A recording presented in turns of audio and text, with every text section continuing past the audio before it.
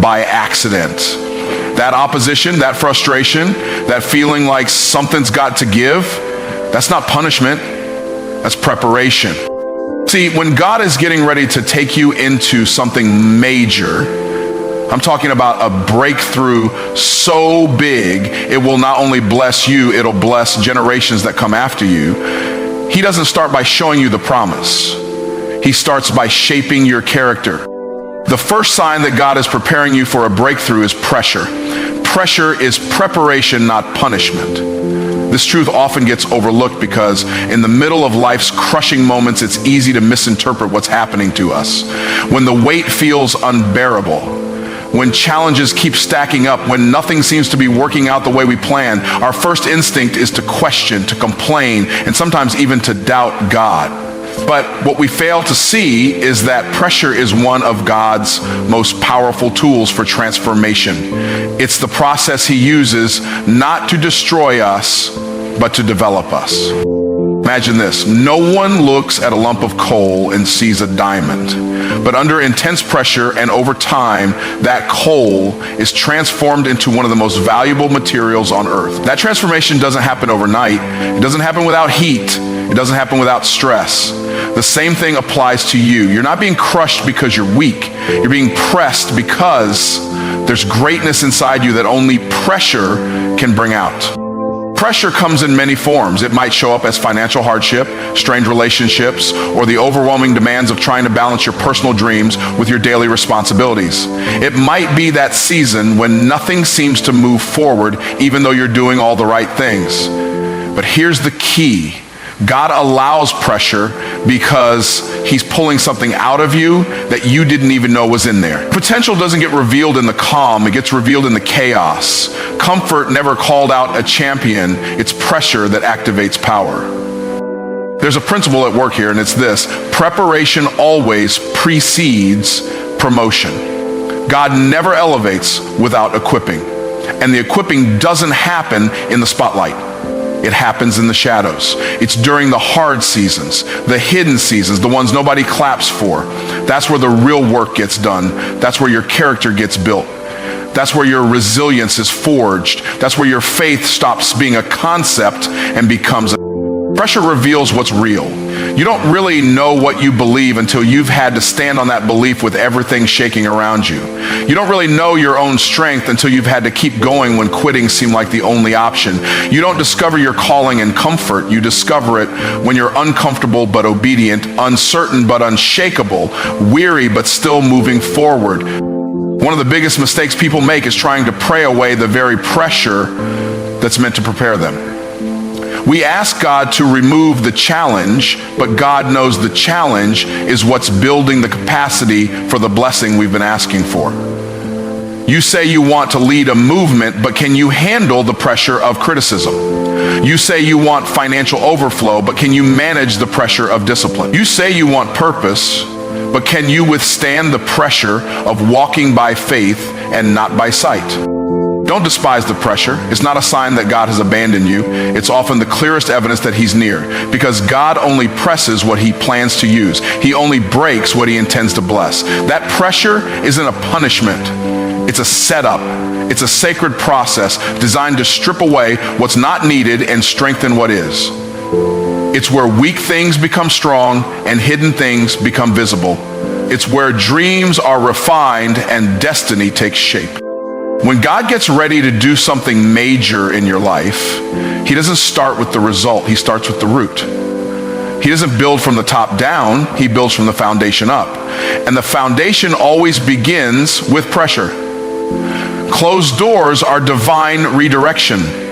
Most people see a closed door as rejection, as failure, or as the end of an opportunity. But what we often fail to recognize is that in the kingdom of God, a closed door is not the end of something, it's the beginning of something better.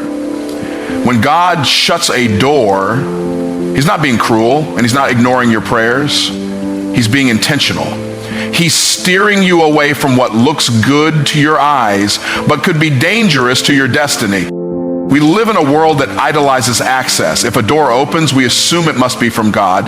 If it closes, we assume it must be the enemy. But God is not obligated to endorse every opportunity we think we deserve.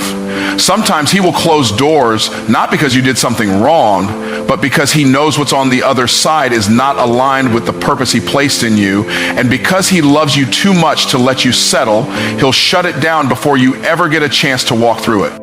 It's easy to get discouraged when it seems like everything you're trying to do keeps hitting a wall. You apply for the job and don't get it. You pursue the relationship and it falls apart. You pitch the idea and nobody's interested. You try to make the move and every door you knock on stays closed. But what if that closed door was divine protection? What if it was God saying, not this way, because he has a path that doesn't just lead to success, but leads to legacy? You see, when God closes a door, he doesn't owe us an explanation. He operates from a level of wisdom we can't even begin to comprehend. He sees the whole picture while we're still looking at one piece of the puzzle. You might think you missed your moment, but from God's perspective, he's just removing the obstacles that would have derailed you. A closed door in the natural often means an open path in the spiritual. Sometimes the door has to close so your dependence on God opens up. If every door stayed open, we would rely on our own strength, our own intellect, our own connections. But when things don't work out the way we planned, that's when our prayers get real. That's when our faith gets stretched. That's when we stop treating God like a consultant and start trusting him as our source. There are doors that will stay shut because they don't fit the version of you God is developing. You've outgrown certain environments, certain mindsets, certain circles. If God let you in, you would shrink to fit in. So he shuts the door not to restrict you, but to expand you. Closed doors create the space for growth. They force you to ask better questions. They push you to think higher, move different, and listen more carefully to his voice. A closed door can be a catalyst for creativity. It can trigger innovation.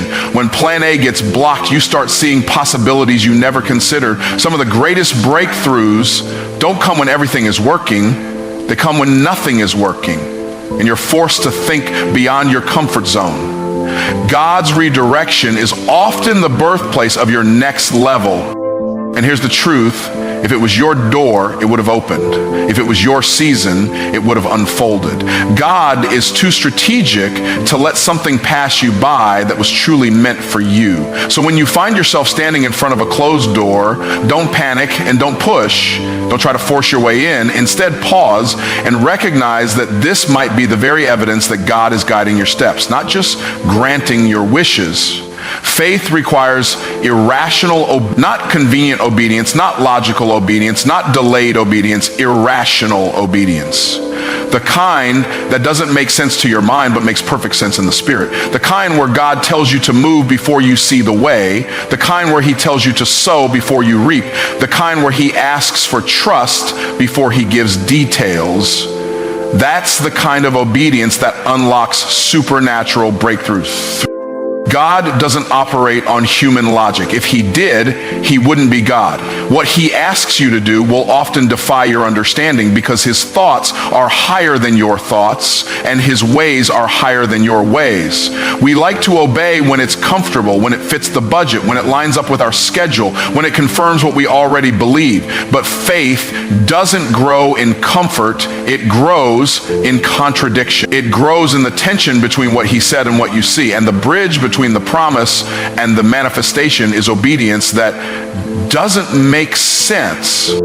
Think about every major move of God in Scripture. He told Noah to build a boat when there was no rain. He told Abraham to leave everything familiar without telling him where he was going. He told Joshua to march around Jericho instead of attacking it. He told Peter to cast his net on the other side after catching nothing all night.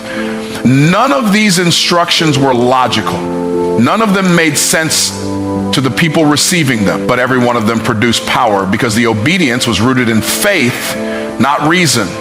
We want to see before we believe, but God says believe and then you'll see. That's irrational obedience. That's when you give before you get.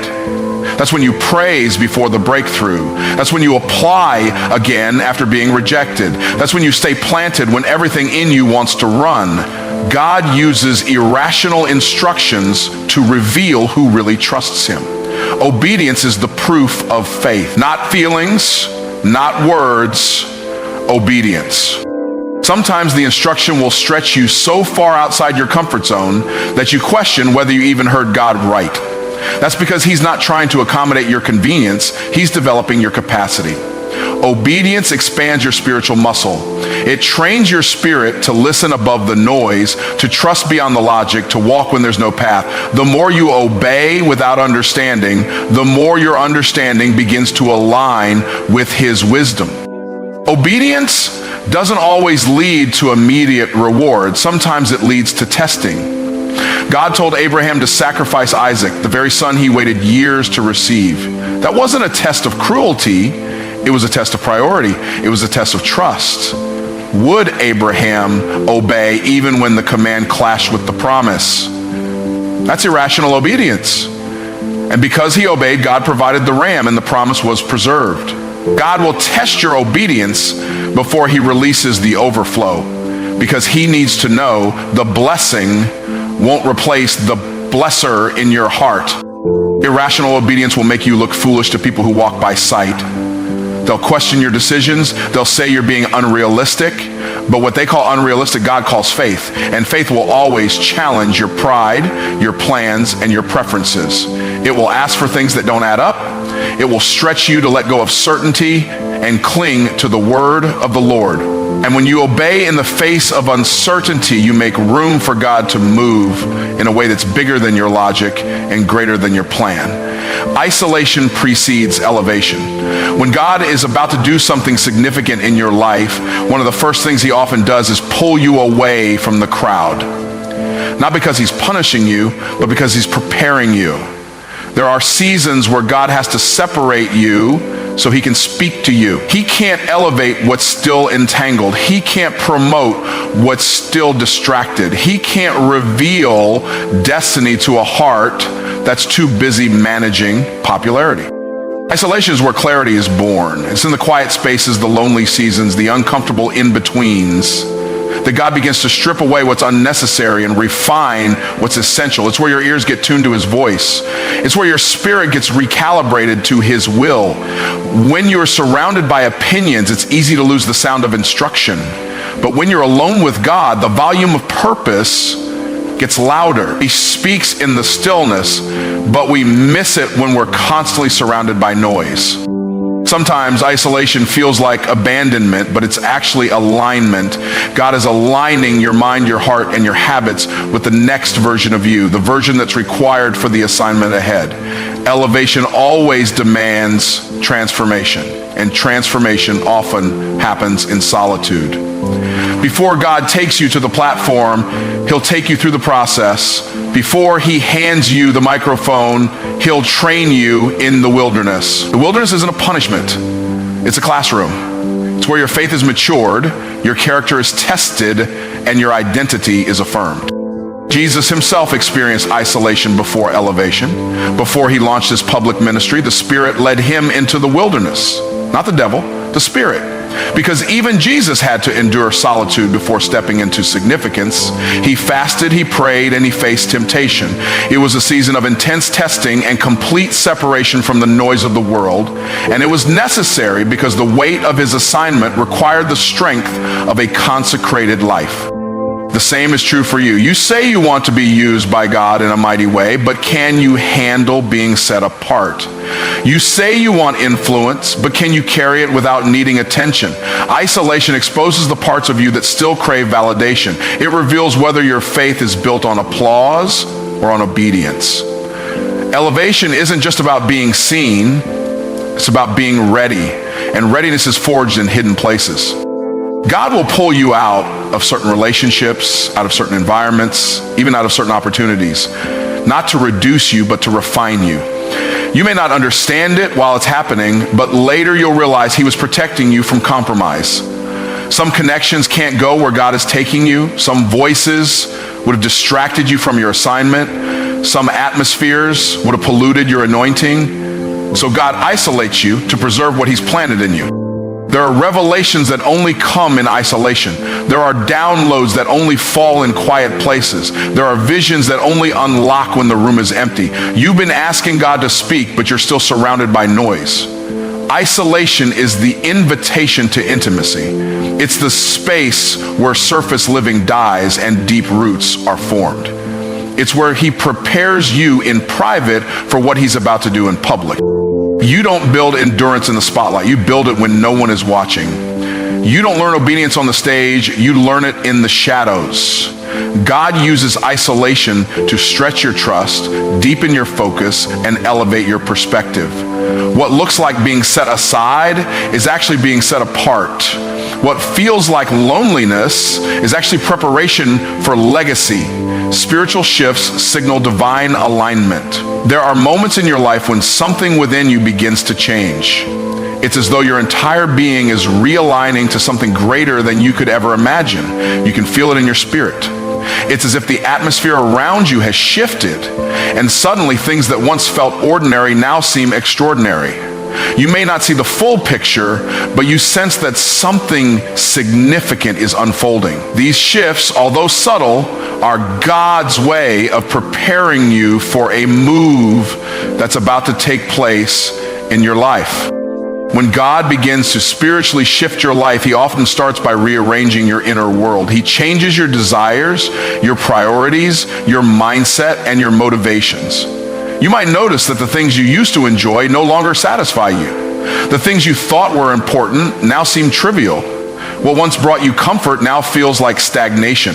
This internal shift is God's way of refining your character and aligning your heart with his purpose. It's as if he's saying, I'm pulling you out of your comfort zone because I've got something bigger for you. I need you to step into this next season fully equipped, and that means recalibrating the very core of who you are. These shifts often come when you least expect them, and they may feel uncomfortable at first. You may not fully understand why you're being led in a new direction, why relationships are changing, or why doors that used to be open are now closing. But in these moments, it's important to trust that God knows exactly what he's doing. He is not randomly shifting your circumstances. He's aligning everything to fit his divine plan. He's setting you up for the future he's already prepared for you. When God aligns you, he doesn't just move you physically, he moves you spiritually. It's like recalibrating a compass to ensure you're pointed in the right direction. Without this realignment, you might find yourself chasing things that lead to dead ends, pursuing dreams that aren't meant for you, or wasting time in seasons that were never intended for your growth. But once he shifts you, you'll find that doors start to open, opportunities begin to manifest, and the way ahead becomes clear. The path won't always be easy, but it will always be right. A spiritual shift can feel like a transition, a period of waiting, stretching, and growth. But it's during this time that God prepares you for greater things. You may feel as though you're being tested, stretched beyond what you think you can handle. You might wonder why things aren't happening the way you imagined they would. But remember, these shifts are not meant to break you. They are meant to mold you into the person capable of handling what's coming next. The capacity God is building in you now will enable you to carry the weight of the blessing he's about to give you. It's during these shifts that you experience growth that can't be measured by human standards, but only by divine standards. Spiritual shifts also bring clarity. When God realigns you, he removes confusion and replaces it with a clear sense of direction. You may begin to see your life's purpose in a new light. What once felt like a series of random events starts to make sense as you look back and see how everything was part of a larger plan. The more you surrender to God's realignment, the more you start to understand his voice. He no longer feels distant, but close. The more you yield to his shifts, the more you see his hand guiding every step you take. However, these shifts are not always immediate or painless. It can feel like being in a state of transition, moving from one season to another without fully understanding what lies ahead. But this is where faith comes in. Trusting that the shift is for your good, even when you can't see the full outcome, is key. Just because you don't have all the answers doesn't mean God isn't moving behind the scenes. The shift is often invisible to the naked eye, but in the spirit, the groundwork is being laid for something extraordinary. As you embrace these shifts, know that they are often the most important moments in your life. They are the divine realignments that position you to step into your destiny, to walk into new seasons, and to embrace the purpose you were always meant to fulfill.